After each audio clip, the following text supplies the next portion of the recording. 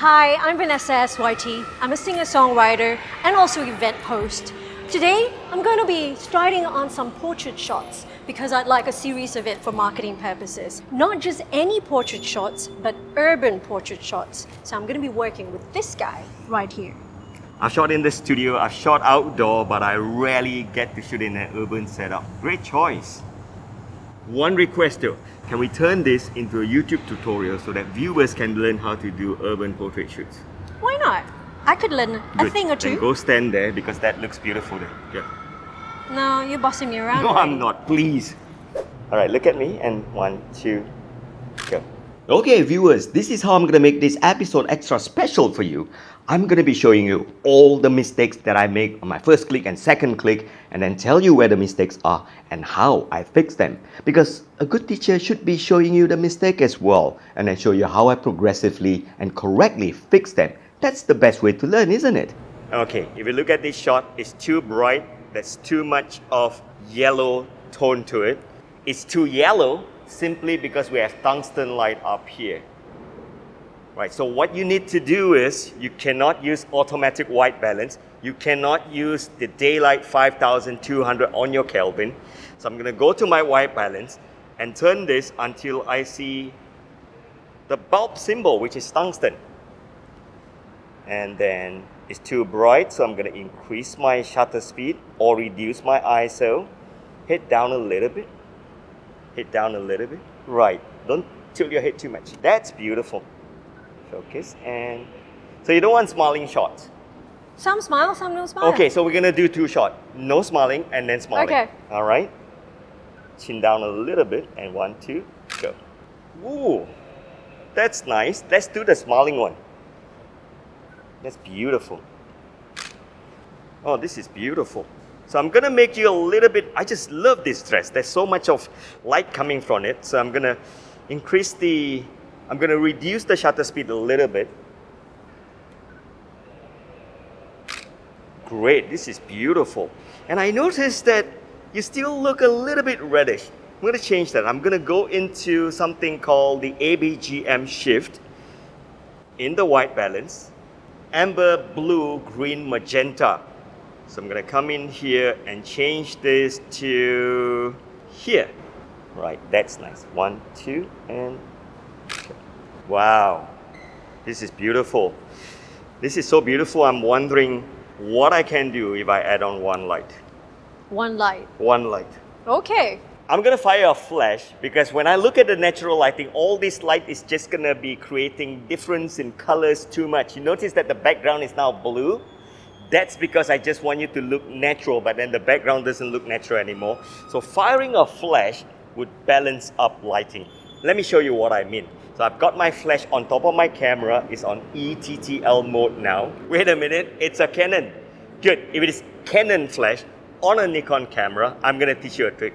Don't use the TTL. Instead, turn it to manual mode. I'm gonna bring the power down to 1/8. And then second thing I got to do is turn my metering mode to center weighted. That way I can see how bright or dark the exposure meter is based on center weighted. White balance, I'm not gonna be on auto anymore. I'm gonna bring this down to Kelvin 5000. f2.8.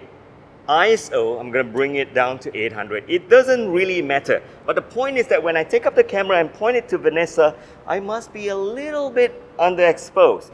That little bit underexposed can be achieved by making sure that your camera is a little bit negative compensated if you use aperture priority or just turn your shutter speed a bit higher. So I'm going to have this pointed up here, right? And yeah, do your pose, whatever that you like.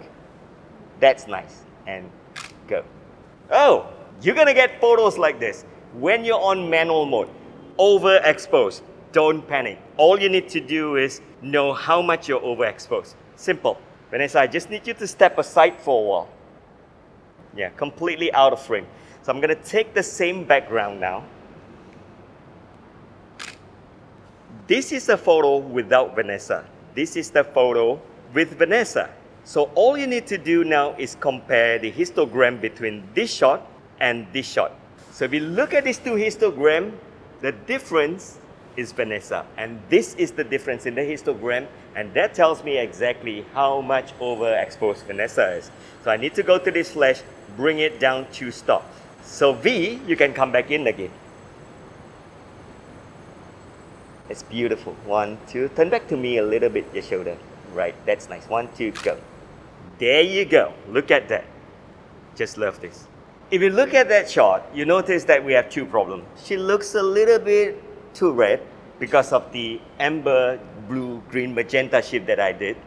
And not only that, there's a fair bit of highlight on the forehead here. So what I'm gonna do is I'm gonna turn the flash head this side, which means it's gonna be light source coming from there.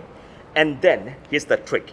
Instead of going to Kelvin, why I don't want to go to Kelvin? Because if you look at the Nikon's AVGM shift when you're on Kelvin, it looks like this. This is so darn confusing.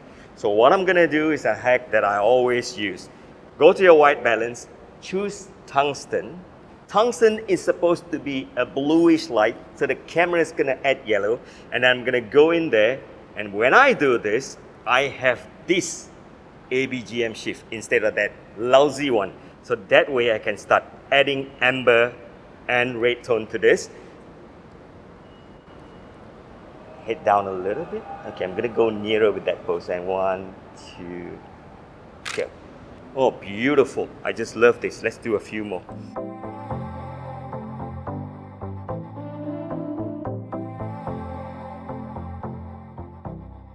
So there's no ceiling here, so I'm gonna have this pointed this way. 1, 2. Oh, this is beautiful. This is just a little bit bright. So I'm gonna bring down the ISO by 1 stop. 800 to 400 is called 1 stop. Let me just share with you quickly about stops. What are true stops? Well, there are 4 places that you can find true stops in photography. First one, ISO, and then your shutter speed, your aperture, and then your flash intensity and power. True stops are useful because they can help you to gauge and correct your shot correctly when you take a photo that's overexposed or underexposed. And when you use true stop values in your photo shoot, you can quickly fix your mistake and get them going correctly in the next shot without a lot of guess and trial and error. And that's why I use true stops a lot, especially when I'm dealing with the lights. As you can see in the coming parts of this lesson, you're going to see how I gauge all my over and underexposure by using true stops. So for instance, if you look at the ISO, there are a lot of values which are not true stops, and these are the true stops. So that happens for your shutter, aperture, and all that as well. If you're interested to learn how to use true stop to make your exposure correct, you should head on to my e-learning website now and check out my premium courses, because it's undergoing a promo now. Instead of $59 and for just that $29 a whole year, you get hundreds of videos uploaded every week, including last year's video content as well. So you can head on and learn true stop, which I cover and taught extensively in the premium courses. So hurry, check out my premium courses, grab this promo of just $29 before the promo expires, and that way you master true stops and be really good in handling your exposure in photography.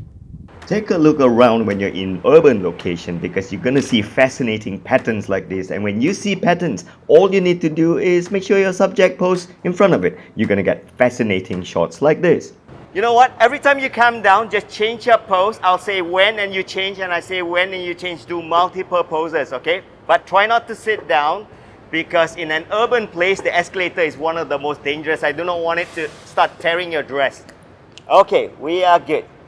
So I'm on autofocus continuous tracking. Okay, right.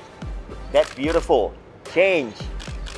Right, something else. Fall forward a little bit, Vanessa. That's beautiful. Chin down a bit. I love that. Okay, something else. Oh, this is beautiful. Right, something else. Lovely.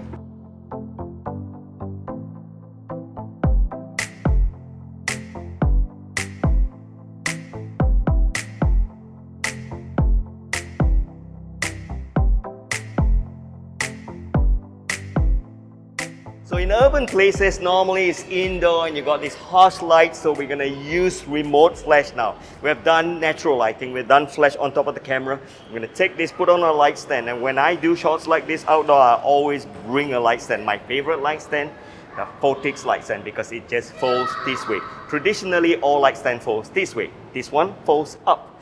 So what I'm gonna do, I'm just gonna look at where Vanessa parts her hair. So if you look at Vanessa, she parts her hair on her right hand side, which means that there is no way I'm gonna fire a flash this side. I'm gonna place that flash over there.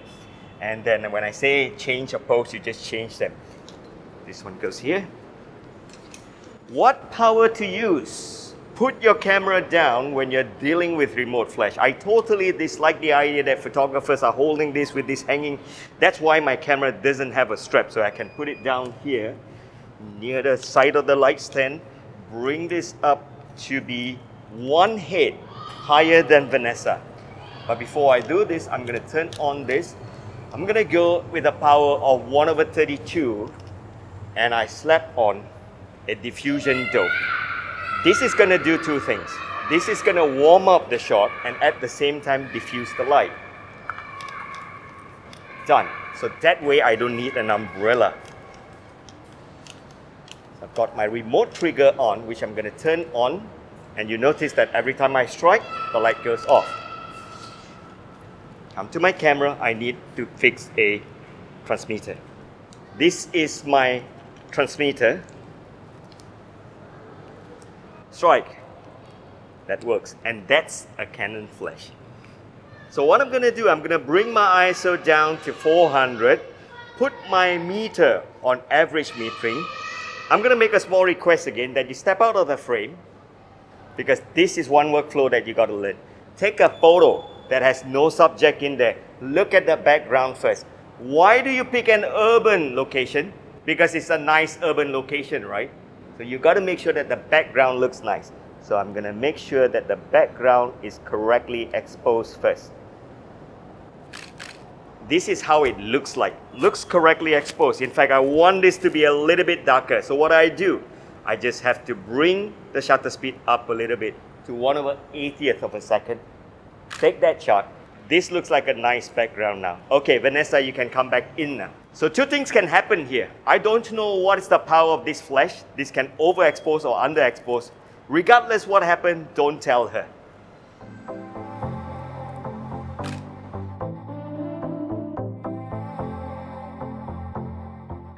So I'm going to bring this to the front a bit so that the shadow falls here instead of falling that side. So that won't get the wall.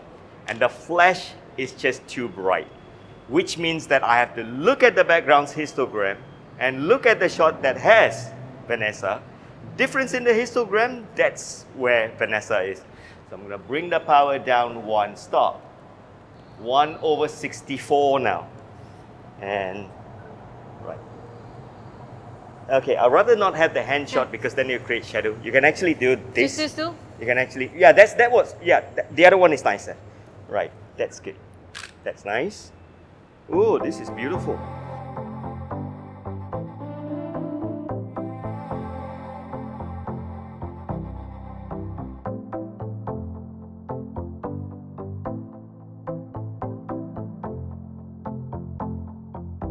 A shape. An A shape. Yeah, an A shape, that's all. Yeah, bawa lampu. Right, that's really nice. That's really nice. Chin down a little bit. Yeah, so that's the iconic A shape. Turn back your face to me a little bit. So when you see a shot like this, the background is too dark. The few things you can do is you can increase the ISO or lower your shutter speed. In my case, my shutter speed is too high. So I'm going to lower the shutter speed to 1/80 and then increase the ISO to 400. When I do this, there's a risk that Vanessa will be overexposed with the flash, which I'll deal with later on. 1, 2, go. Oh, not overexposed at all. This is beautiful. Bring this to the side a bit. Lovely. 1, 2, go.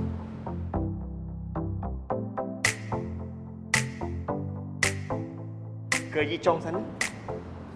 when the light is too bright, I can like distance it away. That's the fastest way to work.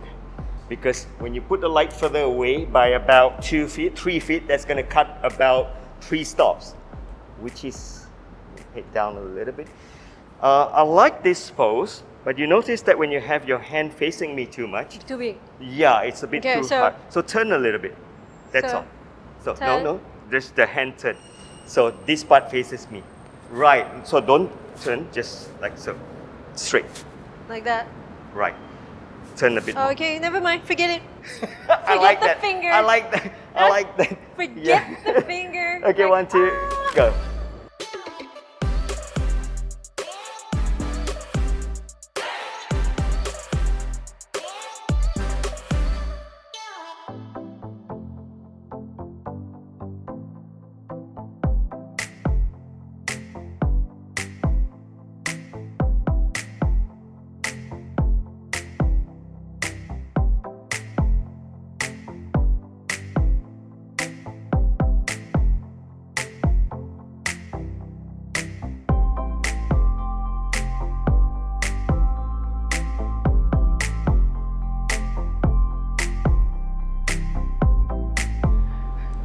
I will see you It's a in the wrap. next. We're gonna do another one.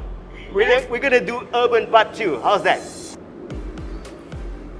Uyo. Oops. You don't- Viewers, I hope you enjoyed today's lesson of how to shoot portraits in urban locations. If you do, I strongly suggest that you head on to my website and check out the premium courses promo that we're having now. It is just $29 for the whole year, and you get content uploaded to you on a wide genre of photography every week. So hurry, don't miss this promo.